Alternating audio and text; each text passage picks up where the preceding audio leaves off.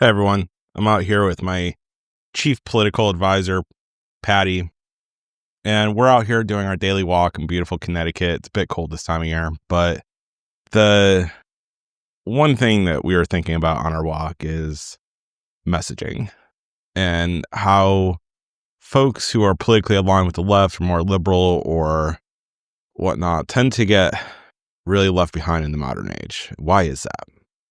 I really think it comes down to a new school versus old school campaigning and messaging and how this stuff gets formed. The old school way is to do what the Republican Party used to do before the Trump era and what the Democratic Party does now, which is you raise a bunch of money, hire a bunch of consultants, and they do a whole bunch of data analytics and focus groups and whatnot, and then they craft a message for you with their marketing expertise. They'll come up with slogans. They'll come up with what the issues that you want to communicate are and whatnot. And that has its place. But when that becomes the only way that you have to develop your message, you inherently end up with a message that is biased towards the worldview of people who are in the consulting class, who do focus groups, who are academically trained at a level where jargon is normal. And the message tends to get muddied. And even if it's the right message, the right idea, once it goes out into the wild of the American public nowadays, where 60 to 70% of Americans get their information and news from social media like the Facebook newsfeed and others, that is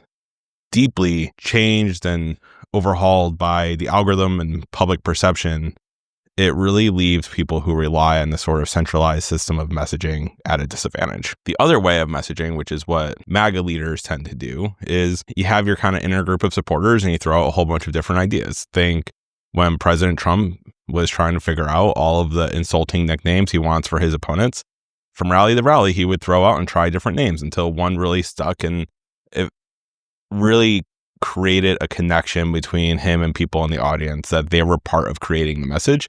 And so when that message goes out into the wild, then it already has a foundation of support of people to like, to share, to subscribe, to just create it into different memes, to be digested in different ways.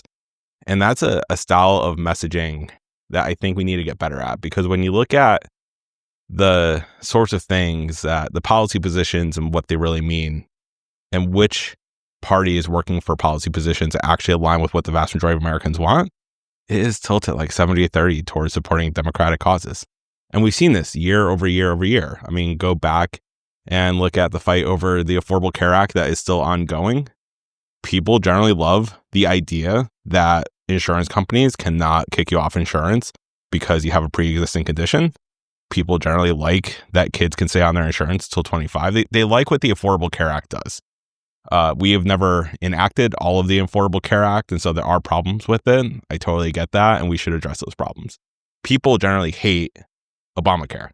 Same thing, called two different names. One, the naming convention was derived by the right to push back against it. One was the Affordable Care Act, more jargony way of calling it. But fast forward, woke. People generally in America believe that we should do whatever it takes to make the playing field a more fair playing field for more people. That when we're actually competing on a more fair level, everyone is better off. That's kind of the core idea of woke. But the right took it, and now it's the woke mind virus. And anything you talk about woke is inherently wrong because people don't like that. And I just think issue after issue after issue, there's two things that anyone in government, any politician has to do. One is make good decisions that is good for the vast majority of Americans. Two is message that so people can understand what's really going on. And I really think there is certainly room to improve on the decisions we made over the last couple decades. I wrote an entire book about that. It's coming out in January. But regardless of where we are at or what we're advocating for, what we really have to get better at is messaging. And I think we have to have more of a messaging strategy that allows more people to create that message in the first place. If you haven't yet, please click like on this video, drop a comment below, and click that subscribe button. It'll help the YouTube algorithm make sure that these videos are getting into your feed. Thank you.